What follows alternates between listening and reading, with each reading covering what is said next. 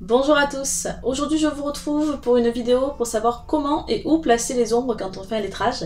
C'est une vidéo que vous m'avez demandé sur le groupe Facebook Inspire ton lettering, donc quand je vous avais posé la question quel type de contenu, d'astuces vous aimeriez trouver. Et voilà, c'est la question qui est revenue, où et comment placer les ombres. Donc on va voir ça ensemble aujourd'hui. On va donc voir le principe de base et les techniques, et je vous donnerai aussi une petite astuce à la fin pour faire une ombre un petit peu plus portée, et donc donner un peu plus de profondeur de relief à votre lettrage. Voilà, une ombre un peu plus stylée, on va dire.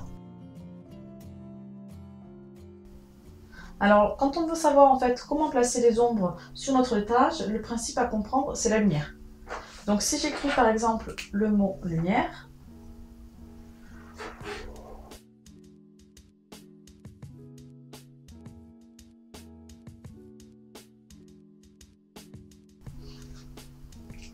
si j'écris donc le mot lumière ici, et que je veux placer mon ombre, la première question qu'il faut que je me pose, c'est en fait d'où proviendrait ma lumière. Donc la plupart du temps, on la place, on imagine que la lumière, on va faire une petite ampoule,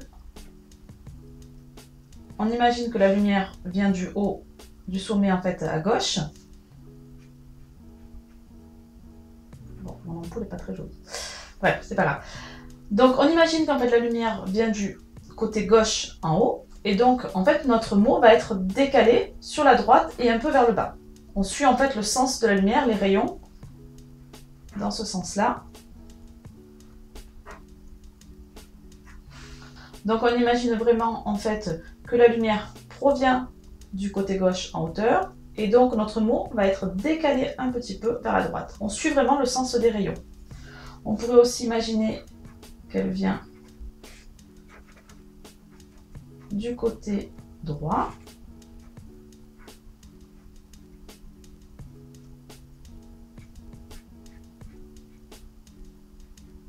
On peut imaginer aussi qu'elle vient du côté droit, et dans ces cas-là, à l'inverse, la lumière vient d'ici, donc l'ombre va être côté gauche et va être en décalage du côté gauche. Alors après, on peut imaginer aussi que la lumière peut être là en face, en bas. Dans ces cas-là, si par exemple la lumière venait d'ici, l'ombre serait vers le haut. Donc je vais vous montrer un petit peu des exemples pour que ce soit plus clair. Une fois qu'on a compris donc, le principe de base pour appliquer donc l'ombre, donc la source de lumière, si elle vient de gauche ou de droite, on va voir maintenant le fonctionnement classique, la technique de base. Donc on reprend la lettre L, ici. Alors généralement, ce qu'on fait, en fait, on va tout simplement reproduire la lettre. Alors on reste par contre, j'ai oublié de préciser, on reste sur une ombre qui vient de gauche, donc la plus utilisée, la plus courante, et donc une ombre qui va être en décalage vers la droite. Donc le principe de base, ça va être de décaler notre lettre. Donc en fait, on va la reproduire, mais en décalage. Donc ce qu'on va faire, c'est qu'on va utiliser les déliés et les pleins. On va reprendre le même principe. Le plus classique, c'est celui-là. On suit, donc on refait un délié, un trait fin.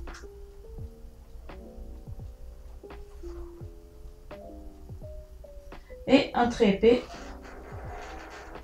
le plein, quand on redescend.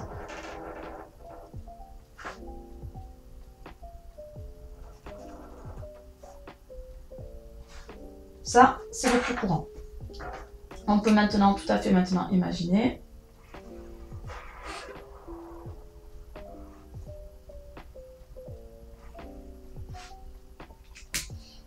Maintenant, on peut imaginer aussi faire un trait continu, donc vraiment le même trait, la même épaisseur,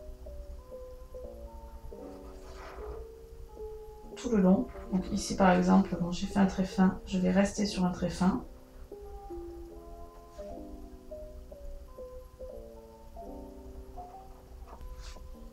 Alors, celle qui reste le plus réaliste, c'est celle quand même où l'ombre est proportionnelle à la lettre, puisque ça va être vraiment voilà, la lettre qui est décalée, donc une vraie ombre comme on la retrouverait dans la vie réelle, donc proportionnelle en fait à la taille de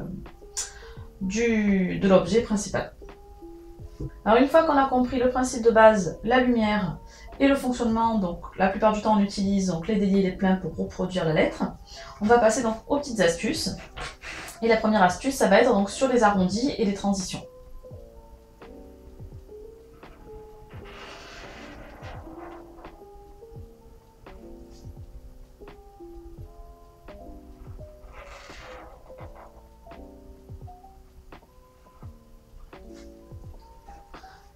Donc la première astuce, le premier petit conseil donc à appliquer, c'est de vraiment faire attention aux transitions, donc les arrondis et les ovales, ce moment où on passe vraiment du plein au délié. Et pour faire ça, ce qu'on va faire, c'est en fait quand on arrive avec notre feutre avec lequel on fait l'ombre, on va en fait, quand on arrive un petit peu avant le sommet, commencer à s'affiner et venir rejoindre le bout de la lettre. Il faut vraiment que quand notre plein démarre, on termine notre ombre à cet endroit-là. Et ici, on va revenir en fait, partir du même endroit où notre ombre s'est arrêtée et on va repartir sur un plein.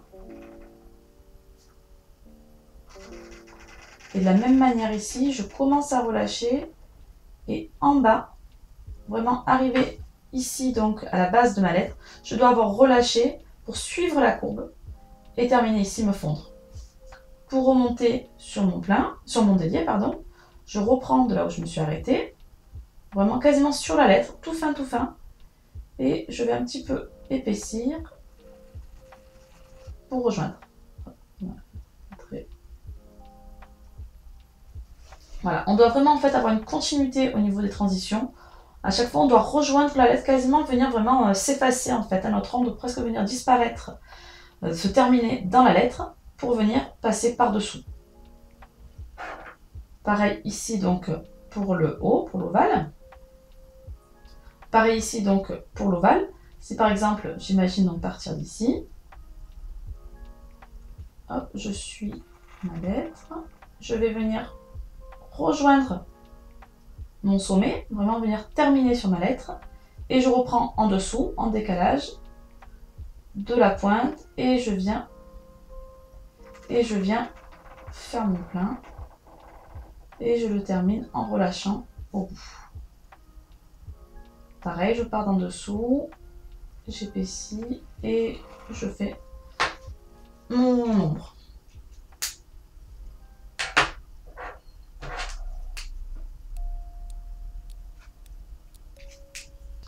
Le deuxième petit conseil à respecter, c'est au niveau de l'ombre, c'est les couleurs.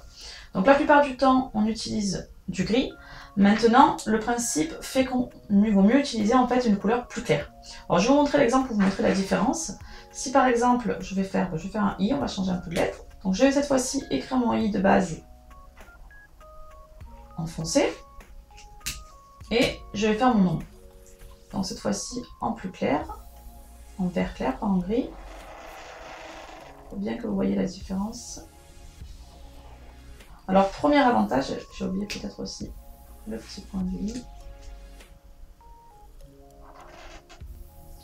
Alors ici, donc, j'ai reproduit en plus clair. Le gros avantage aussi de reproduire en plus clair, c'est que vous pouvez mordre un petit peu la lettre, ça ne se voit pas. Alors que vous allez voir, si par exemple j'écris mon I ici, ah, je me suis trompée, attendez. Si donc j'écris en clair, et que je viens faire mon ombre en foncé, alors déjà, on a tendance, très difficile de venir vraiment suivre complètement la lettre de départ. On a tendance un petit peu à la mordre, et ce qui fait que notre lettre va être moins régulière.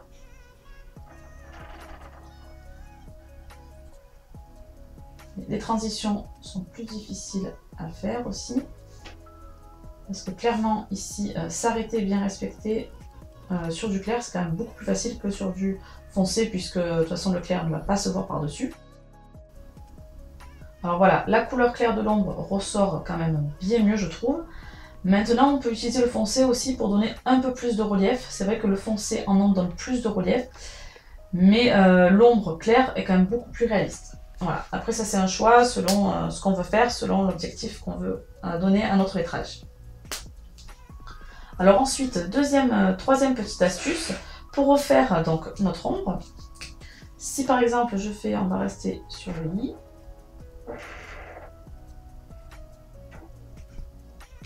Ce qu'on va faire, c'est qu'on peut faire en deux étapes. Soit on peut faire d'abord tous par exemple nos déliés, et ensuite on n'est pas obligé de suivre la lettre comme on l'écrit à la base. Et là, quand on fait ça, si on a peur d'oublier une ombre quelque part, par exemple, souvent celui qu'on a tendance à oublier, c'est dans le A.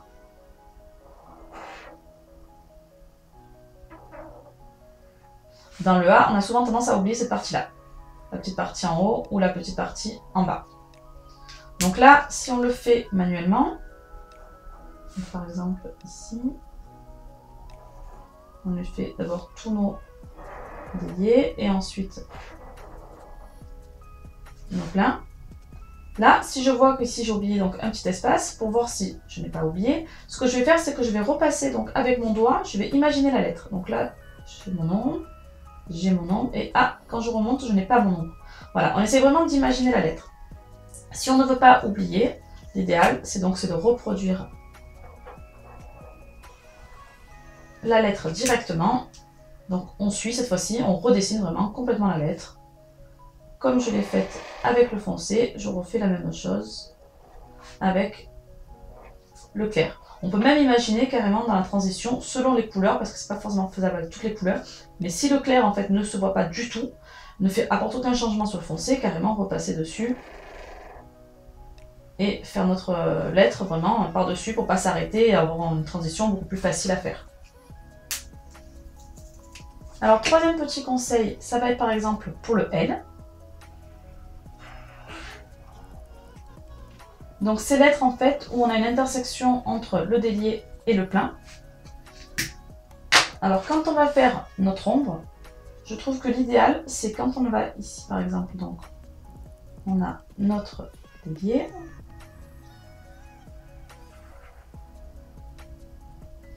Et quand on va refaire notre plein, la question c'est est-ce qu'on s'arrête ici et on reprend dessous.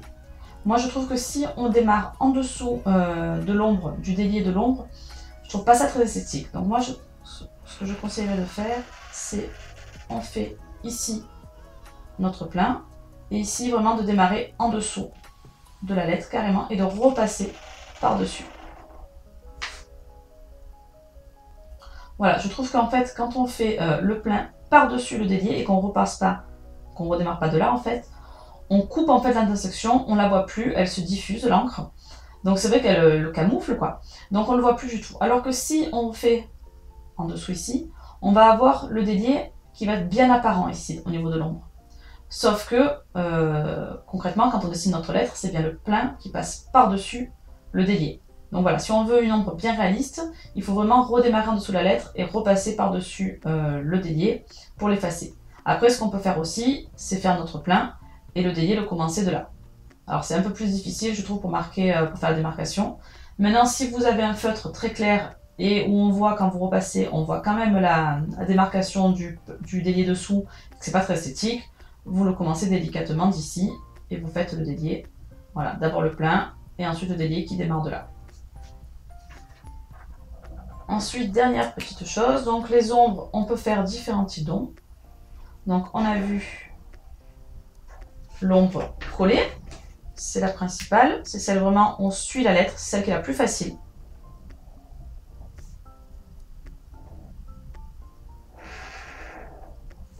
C'est la plus facile parce qu'on va moins avoir de tremblements, on suit le rebord et si on déborde, comme en plus on a une couleur claire, qu'on déborde un peu sur la lettre, ça ne se voit pas. Donc c'est clairement la plus facile. Ensuite, on peut aussi faire l'ombre en décalé.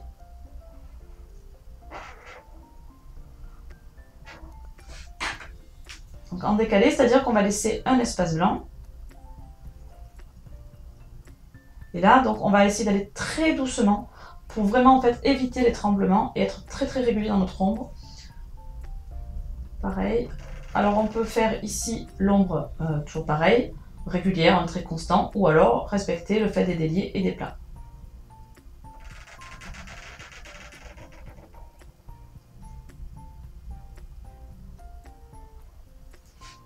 Voilà. Je trouve que l'ombre comme ça en décalé donne un peu plus de profondeur et donc un peu plus de relief à la lettre. Donc comment utiliser le papier calque? On va faire donc notre lettre de départ ici. On reste sur le i. On va venir... Alors j'ai plus de feuille A4 donc ça va pas être très pratique. J'ai que du calque A3 donc c'est pas grave, on va le faire par-dessus. On va tout simplement reproduire le contour de notre lettre.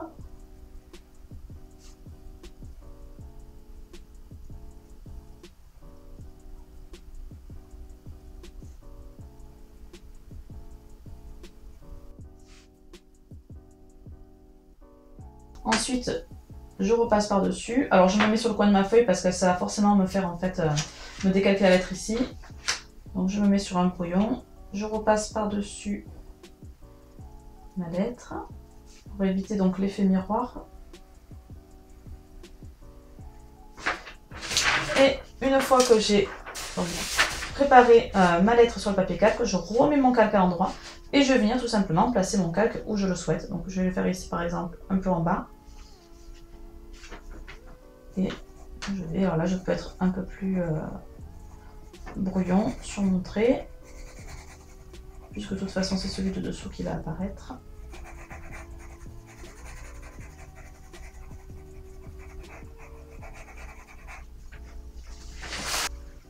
Là j'ai mon ombre dessous. Ce que je peux faire c'est légèrement atténuer avec la gomme.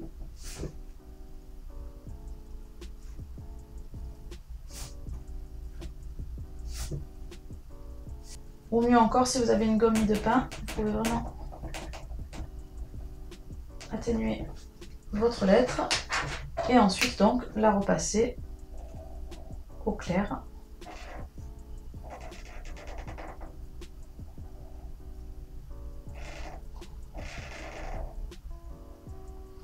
Voilà, on a vraiment donc là par exemple un effet donc 3D de la lettre qui ressort vraiment l'ombre complètement en décalé.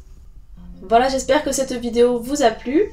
Donc n'hésitez pas à me dire en commentaire ce que vous en avez pensé. Et puis si aussi vous avez d'autres envies, d'astuces ou de conseils que je pourrais vous partager en vidéo.